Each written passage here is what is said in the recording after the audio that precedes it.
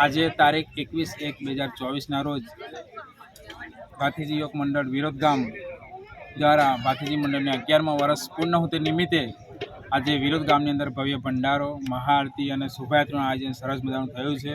અને અહીંયા આખું ગામ શોભાયાત્રામાં જોડાયેલું હતું. અને ભાથીજી મંડળનું 11મા વર્ષ પૂર્ણાહુતિ નિમિત્તે બે વિષયો પર ચાલે છે કે વ્યસન મુક્તિ, મા બાપને ભૂલશો નહીં. આ સભાની અંદર ઘણા બધા વડોદરા જિલ્લાના યુવાનો, ભરૂચ જિલ્લાના ઘણા બધા યુવાનો સાથે આ પ્રોગ્રામ થયેલો છે. અને હજારોની સંખ્યાની અંદર આજે ઉપસ્થિત બધા યુવાનો, અને એની અંદર ભાથીજી યુવક મંડળ દ્વારા વ્યસન મુક્તિ, મા બાપને ભૂલશો નહીં એવું પ્રવચન કરવામાં આવ્યું.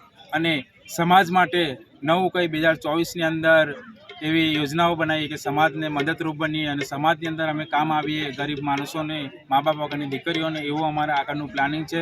ખરેખર ભાથીજી મહારાજે અમને 11 વર્ષથી એક હેતુ આપ્યા છે, વ્યસન મુક્તિ, મા બાપને ભૂલશો નહીં.